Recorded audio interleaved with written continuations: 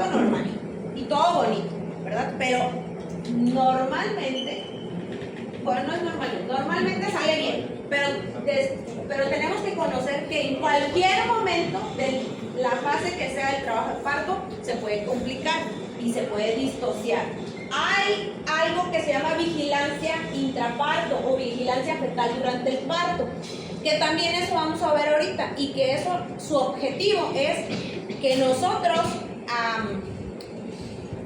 si llegara a tener alguna alteración el bebé, antes que se complique, pues, hacer lo que nazca, ¿verdad? Tratarlo para evitar complicaciones irreversibles. Muy bien. Entonces, ¿qué es distocia, muchachos? Distocia por la no progresión de un trabajo de parto como normalmente lo conocemos. ¿Sí? Todo lo que vimos en la clase anterior de trabajo de parto, eso es lo normal. Pero cuando no se cumple alguna de esas fases, entonces se llama distocia. Y hay 3 factores importantes que necesitamos tener para que un parto se dé adecuadamente. Y uno tiene que ver con la potencia, son las 3 P's.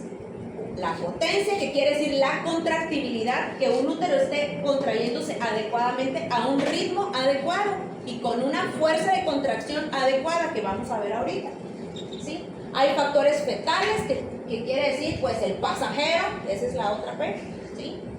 Que el bebé venga en adecuada presentación, que venga con su cabecita así, orientada hacia el canal del parto, que no venga oblicuo, transverso, que tenga una variedad de posición adecuada, ¿sí? Y factores maternos, cosas que vayan a afectar el canal del parto, como por ejemplo una pelvis que esté muy chiquita, que no sea una pelvis ginecoide, ¿verdad? Entonces todos esos factores me van a afectar que no pueda haber un trabajo de parto adecuado.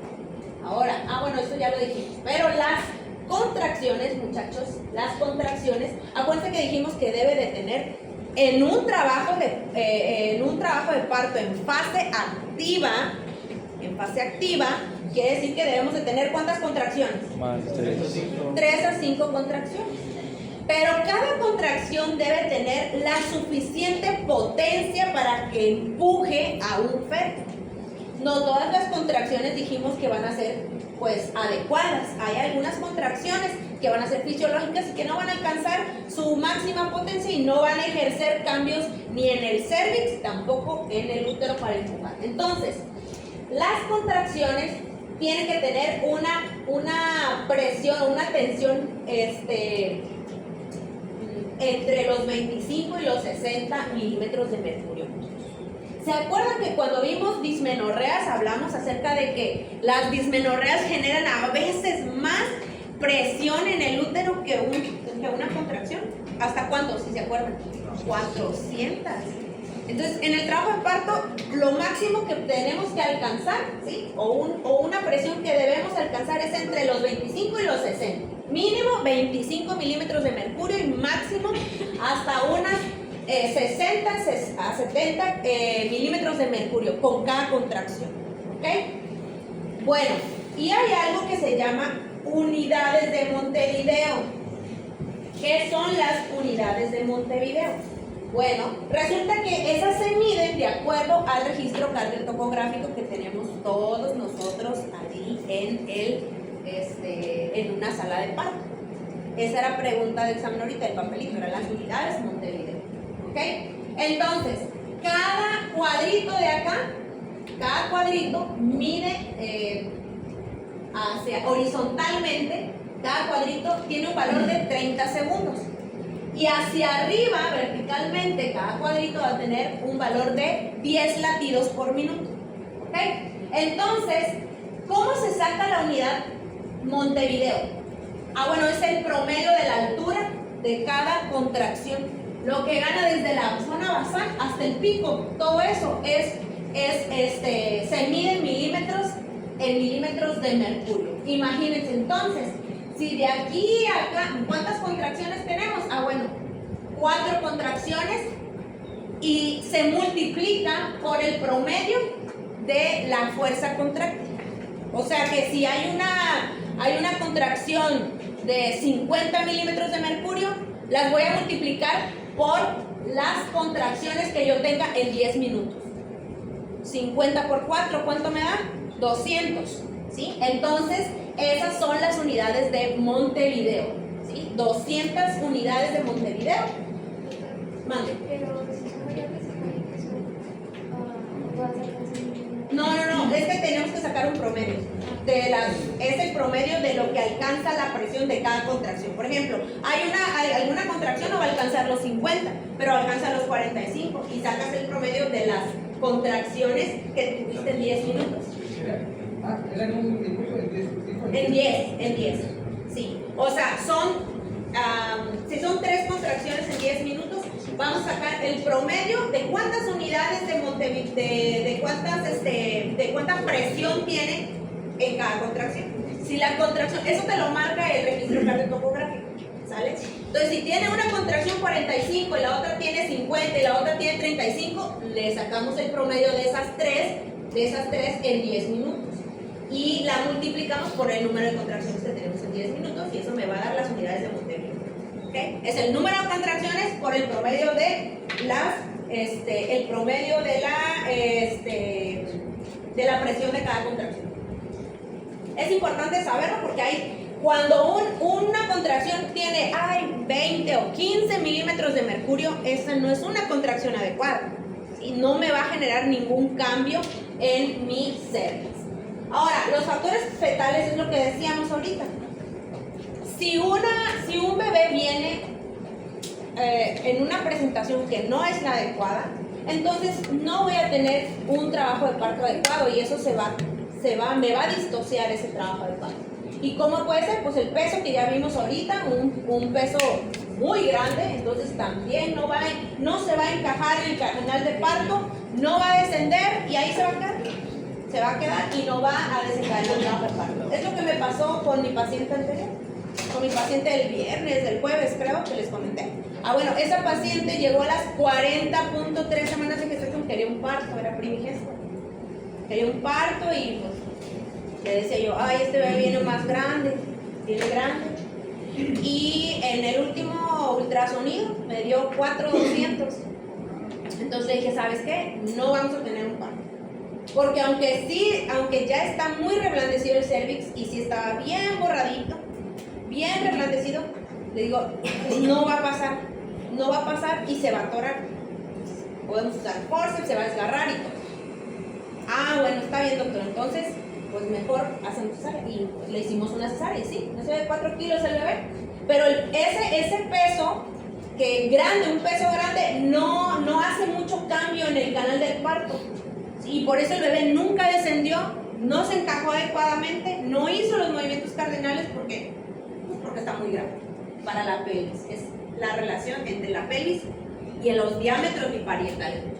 Muy bien, situación, si está transverso, oblicuo, la presentación de nalgas, podálica, mentoniana, todas esas presentaciones son anómalas y entonces nos pueden alterar nuestro trabajo de parto normal. ¿Ok? Una postura fetal también, posturas fetales anómalas que a lo mejor allí tuvimos un mioma que me causó que mi bebé estuviera raro, con un pie acá, o una mano más adelante que la cabeza. O sea, todas esas cosas pueden generarnos trabajos de partos anómalos. O, por ejemplo, la variedad de posición que dijimos que la fontanela posterior es nuestro punto toconómico. ¿Se acuerdan? Bueno, si un bebé viene mirando al cielo, tiene ¿cómo se llama? La variedad de posición, ¿en dónde? ¿Anterior o posterior? Posterior. Los bebés en posterior sí pueden hacer, pero batallan más y se prolonga más el trabajo de parto. Muy bien, canal del parto, cuando no entra el bebé, sus diámetros no son compatibles con los diámetros de la pelvis. Eso se llama desproporción cefalopélvica o DCP, así, desproporción cefalopélvica. No encaja. El bebé no entró al estrecho superior de la pelvis, se quedó allí y los bebés están libres. Antes, creo que eso les había dicho ya, que antes hacíamos una radiografía de la pelvis y se hacían toda la pelvimetría y se medía y todo. O una resonancia. Ahora ya no se hace, no lo hacemos, no son tan precisas, pero no se pueden hacer porque llega la paciente a veces en pleno contracción y pues, bueno, para hacer todas esas mediciones, pues no. Se hace también con el tacto, ya dijimos, sin embargo también es subjetivo. ¿Cuándo voy a saber que mi bebé está en una pelvis adecuada? O sea, ¿está bien la pelvis? Cuando está encajado, y cuando está encajado es porque ya pasó el estrecho superior de la pelvis. Hasta ese momento, hasta el trabajo de parto, yo me voy a dar cuenta si la pelvis es útil. Eso dijimos la vez pasada también. Anomalías de partes blandas me pueden afectar también, ya no óseas. Lo óseo ya dijimos que tiene que tener una pelvis adecuada. Pero cuando hay anomalías en el cuello del útero, miomas, cuando hay pólipos, cuando hay tumores, cuando hay lesiones en el colon, cuando la paciente está obesa también, pues si aquí está gruesito, también la vulva está imposible de que pase. A veces alteran el trabajo de parto. ¿Por qué? Porque pues, tienen mucha grasita también. Entonces no puede descender adecuadamente. Muy bien. Los riesgos, muchachos, de estos trabajos, de estas distocias de trabajo de parto, es que se rompa la fuente antes de tiempo. ¿Sí? Se rompe la fuente antes de tiempo, y si el trabajo de parto se prolongó un chorro, me va a generar una infección intraamniótica, que es la corionionitis, ¿verdad? ¿Qué más? Y neumonías por aspiración de líquido infectado. Los bebés que tienen mucho tiempo allí y que ya se infectó el líquido, lo aspiran los bebés, o la aspiración por mecone, ¿ok? Lesión de las partes blandas que ya hablamos, el traumatismo fetal, las distocias de hombro, ¿ok? Entonces, ahora sí, vamos a ver los patrones de parto anómalo. Esa es pregunta de examen, ¿ok? Hay dos tipos de trabajo de parto anómalo. Uno es el trastorno por prolongación y el otro trastorno es por inercia. El trastorno por prolongación tiene que ver con la duración de cualquiera de las fases o de los del periodo de trabajo del parto, ¿ok? No importa. A lo mejor la fase latente, que acuérdense que dijimos que la fase latente es la primera parte del primer periodo de trabajo de parto, que ahí se confundieron también, ¿sí? Periodo es una cosa y fases son otras cosas. Pero en la fase latente puede durar muchísimas horas.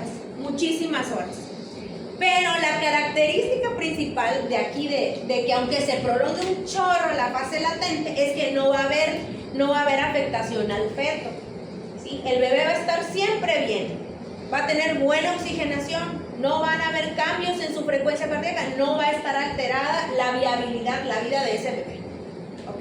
En la fase latente. La fase latente puede durar horas, más de 30 horas, ¿ok? En las nulíparas y en las multíparas más de 20 horas. La fase latente, ¿ok? Cuando hay un trastorno ya generalmente pueden durar un día o 2 días en fase latente, incluso semanas. Semanas pueden durar, dijimos, en fase latente. 1 centímetro de dilatación, 2 centímetros de dilatación. Y nada, no hay modificaciones. A veces inducimos el trabajo de parto en esta etapa, porque ya llegaron las 40 semanas y no desencadenó trabajo de parto. Tiene 2 centímetros y no desencadena trabajo de parto, ni una contracción. Y entonces, ¿qué hacemos? Nos apoyamos de lo que habíamos hablado en la clase pasada, ¿sí? De los inductores de madurez pulmonar cervical o la oxitocina. Aquí empezamos a inducir las contracciones, empezar de forma, pues ya no es involuntaria, sino ya tenemos que dar ese tratamiento para que empiecen las contracciones. Ahora, la fase activa, muchachos, acuérdense que una nulípara, ¿cuánto va a dilatar? 1 por hora. Y una multípara, 1.5 centímetros por hora. Bueno, si llega a haber un trastorno de dilatación, o sea que la nulípara va a dilatar menos de 1 centímetro por hora en la fase activa, ¿ok? En fase activa. Y una multípara menos de 2 centímetros, 1.5 centímetros, ¿sí? Ok, entonces, eso es en la primera etapa. Ahora, en el periodo de expulsión, dentro del trastorno de prolongación, pues generalmente las nulíparas, si no tienen epidural, si no les han puesto la anestesia, pueden durar hasta 3 horas. Pero más de 3 horas ya quiere decir que ese es un periodo expulsivo prolongado. Y entonces eso es un trastorno también de prolongación. Ahora, En una nulípara con anestesia puede durar 4 horas ese periodo expulsivo, pero si tarda más, también es un trastorno de prolongación. ¿Cuándo es un trastorno de inercia? Un trastorno de inercia quiere decir que ya en fase activa se detuvo la contracción, las contracciones. Ya está en fase activa. Aquí en el trastorno de inercia solo es en fase activa, muchachos. Solo es el trastorno en la fase activa donde están las máximas contracciones. Se detiene la contracción, se detienen las contracciones y obviamente no va a haber cambios cervicales, no va a haber dilatación adecuada. Entonces, por ejemplo, en una multípara y en una nulípara es lo mismo, ¿okay? Es lo mismo. No hay cambios por más de 4 horas con contracciones adecuadas. Imagínense, 4 horas con 5 centímetros de dilatación ya es un trastorno por inercia. Ya no avanzó. Y muchas veces cuando pasa eso, y si está sin medicamentos, le metemos oxitocina para que empiece a contraer.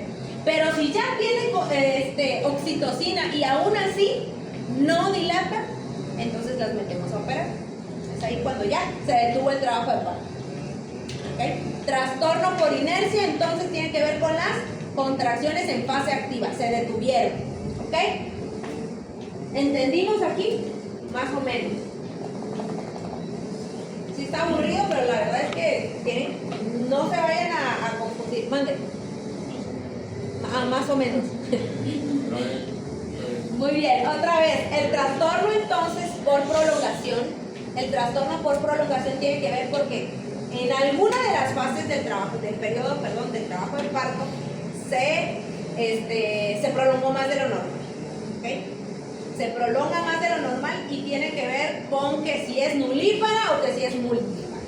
Si una fase de latente dura más de 30 horas en una nulípara, es un trastorno por prolongación. Ahora, si en una fase activa una paciente multípara está dilatando menos de 2 centímetros o 1.5 por minuto, eso también es una alteración del trastorno por prolongación, pero de la fase activa. El trastorno de prolongación puede ocurrir en cualquier etapa, pero el trastorno por inercia solo va a ocurrir en la fase activa, ¿sí? Se detienen las contracciones. Doctora, solo tengo una duda. Para el momento del examen, ¿utilizamos esa tabla o la tabla que está en No esta, porque esa no está actualizada. Salud. Sobre el trastorno de prolongación, o sea, de que puede ser de que solamente, o sea, ¿se afecta nomás una de las fases o se pueden afectar las dos? Se pueden afectar de las dos, pero puede ser que empezaste muy... la fase de latente empezó muy tarde, pero empezó, lo indujiste. Sí, ya lo indujiste con oxitocina, con misoprostol, con lo que ya hablamos en clases anteriores. Entonces ya estás ahora en las contracciones bien ya tienes una fase activa normal. 4 contracciones en 10 minutos. ¿Qué pasa? Ya llegaste a 6 de dilatación. A 6 de dilatación y entonces dilataste ¿qué? Pues es nulípara. A la hora, ¿cuánto dilató? 6.5. ¿Sí? O una multípara, no, pues 1 centímetro nada más dilató en 1 hora, cuando se supone que ellas tienen que dilatar más rápidamente. Se va retrasando, no es que no dilate, sí va dilatando, pero va dilatando demasiado lento, ¿ok? Y tú ya hiciste una inducción del trabajo aparte, porque tu fase latente, pues, se prolongó mucho, ¿ok? Bueno, así pasa, es muy complicado esto del trabajo aparte, pero para fines de examen vamos a hablar mejor solamente de uno, que no se confundan. Les voy a poner nada más un caso clínico de trastorno por prolongación o uno de inercia, ¿sale? Pero no vamos a andar mezclando cosas porque si no se van a confundir, ¿va? Muy bien. Bueno, y para eso sirve el partograma, muchachos. Todo lo anotamos, todo se anota. Cuando vayan a su rotación, ustedes van a ir anotando cada hora. cada hora la frecuencia cardíaca o cada 2-3 horas cómo va dilatando la paciente. Ustedes van a ver cómo la curva de Friedman entonces se va alterando en un trabajo cuando hay una distocia de trabajo de parto, se va prolongando más que en un parto normal. Muy bien, y es lo que les decía, la inducción y la conducción son dos términos diferentes. Inducción es que vamos a iniciar, ¿qué cosa? Las contracciones, porque no iniciaron espontáneamente. La maduración cervical tiene que ver con nosotros, puede ser natural o puede ser inducida también, con lo que ya habíamos visto, con el misoprostol, con las prostaglandinas, con los dilatadores, para que vaya ayudando ¿qué? A reblandecer el cervix, nada más reblandece, borra y empieza la dilatación. Pero la inducción de un trabajo de parto es empezar las contracciones. La conducción es cuando ya estamos en una fase activa, ya están las contracciones, pero están muy irregulares. Ya tienen contracción, la paciente tiene 5 centímetros de dilatación, pero contrae una vez cada 10 minutos. ¿Qué hacemos? La conducimos. Entonces solamente ponemos oxitocina para que las contracciones sean regulares. Muy bien. Eso ya lo habíamos visto, los métodos de inducción, las prostaglandinas, métodos de inducción y conducción que podemos utilizar lo mismo, las prostaglandinas, como el misoprostol. Entonces, si en la fase activa dura más de 30 horas en la nulípara, ¿le damos prostaglandinas o oxitocina? No, la fase latente. La fase latente dura más de 30 horas. Sí, le puedes iniciar cualquiera de estas cosas. O bueno, no, la amniorexis no. Esta debe ser en fase activa ya. ¿Ok? ¿Pero qué le pones? Prostaglandinas. Le pongo misoprostol. Señora, tiene 40 semanas y usted tiene una pelvis adecuada, el bebé está bien, vamos a inducirle el trabajo de parto con misoprostol. Porque el cervix está pues en 1 centímetro, pero no ha dilatado más. Muy bien. Entonces le pones su misoprostol y la paciente va a empezar a dilatar y a contraerse. Sí, a contraerse. Acuérdense que todas las inducciones con misoprostol, oxitocina tienen el riesgo de policistolia, de que empiece a contraerse más rápidamente, pero eso lo vamos vigilando. Y si, por ejemplo, no te funcionó el misoprostol, pues puedes ponerle oxitocina. En la fase activa, muchachos, fase activa, ya dilató 5. Pero no hay contracciones, le voy a poner oxitocina. La oxitocina sí funciona en la fase activa. El misoprostol solamente es para madurar o para inducir el trabajo de parto, para empezar el proceso de dilatación. ¿Sale? Muy bien. Y la amniorexis ayuda también a dilatar, más cuando las membranas están súper abombadas y aquí tenemos 5 centímetros de dilatación, 6 centímetros, no avanza, pero se palpa con el tacto un chipotito aquí, un globito. Pues le hago amniorexis con pues se llama amniotomo. Es un palito, una varita larga que tiene como un ganchito en la punta. ¿Y qué haces con eso? ¡Pum! Lo pones vía vaginal, lo diriges con tu dedo, metes tu dedo y encima pones el amniotomo y pues funcionas la bolsa y sale líquido. ¿Qué pasa con eso? Bueno, en lugar de tener el globo en el cervix, ya tienes ahora la cabeza fetal. Y eso ayuda también a dilatar, y también las prostaglandinas, generan más prostaglandinas la ruptura de las membranas. Y por eso empiezan las contracciones. Casi no lo hacemos porque recuerden que pierde presión, se puede desprender la placenta o puede prolapsarse primero el cordón. ¿Sale? Cuando hay presentaciones anómalas o cuando hay posiciones anómalas, más bien posiciones anómalas, es decir, estamos en posterior, dijimos que podemos rotar. Bueno, esta maniobra la podemos hacer para que el bebé quede en occipito anterior. Si está en posterior, lo rotamos al bebecito y ya queda en occipito anterior. Y ahora el parto instrumental. El parto instrumentado, muchachos, también se hace cuando hay alteraciones en la dinámica de la contracción. Pero generalmente lo podemos hacer y tiene sus indicaciones. Sí es seguro, pero tiene complicaciones. Y ustedes lo van a ver, los que vayan a rotar a la 23, todo mundo hace parte instrumental. A todo mundo, porque tienen que practicarlo en accidentes. Entonces, no es porque esté indicado, lo tienen que practicar. De verdad, la mayoría de los partos son con forceps. Entonces, pero tienen sus indicaciones. No es nada más así, por hacer. Tiene sus indicaciones porque también tiene sus complicaciones. Entonces, ¿cuándo se hace esto? Cuando se puede hacer con los forceps o con una ventosa. La ventosa pues es como que pues un chupón, ¿verdad? Que se le pone aquí y jala la presentación, ¿sí? Casi aquí en México muy pocas veces lo hemos usado. Casi siempre utilizamos los forceps porque son los que más hay y los que todo el mundo tiene, ¿va? Entonces, hay forceps que son para la salida, ¿sí? Hay forceps de salida, forceps altos y forceps medios. Y la parte baja también, porque hay unos que se llaman forceps de salida y otros para la parte baja, que es diferente. El forceps de salida quiere decir que el bebé ya está coronando, pero no pasa de ahí, no pasa. Y entonces, ¿qué hacemos?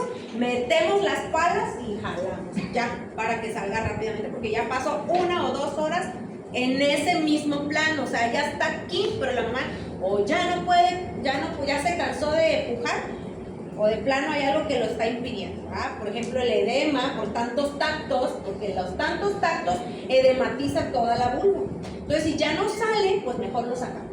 Los de la parte baja quiere decir que no van a estar a la altura del piso pélvico, sino van a estar un poquito más alto, en -2, más 2, si se acuerdan de los planos de Hochili. ¿Sí? Van a estar entre el tercero y cuarto plano de Hoch. Ahí van a estar la cabeza fetal para decir que estamos en la parte baja. ¿Ok?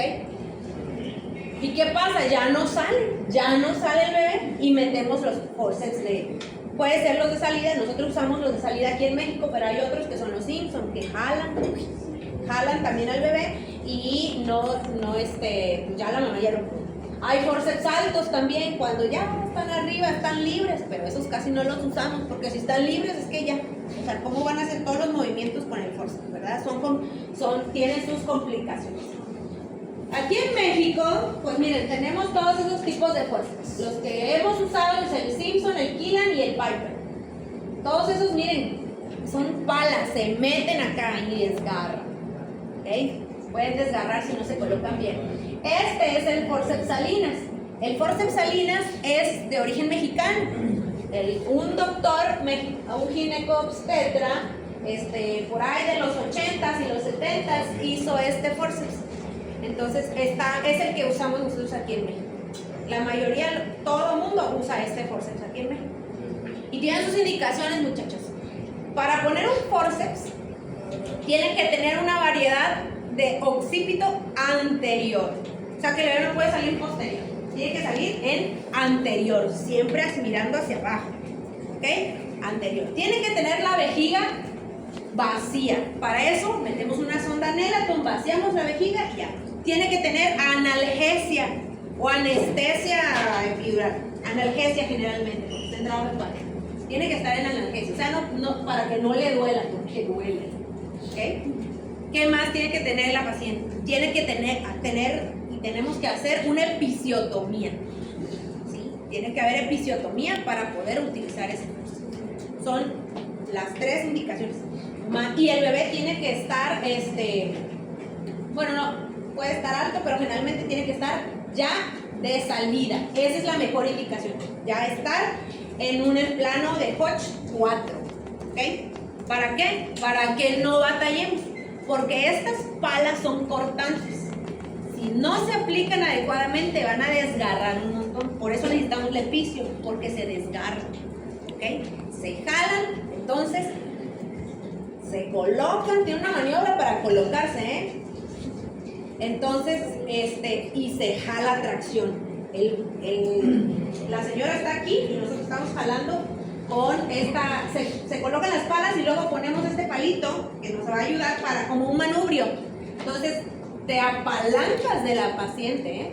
Y jalas hacia abajo y hacia arriba, como siguiendo la curvatura ¿de qué? La curvatura del sacro.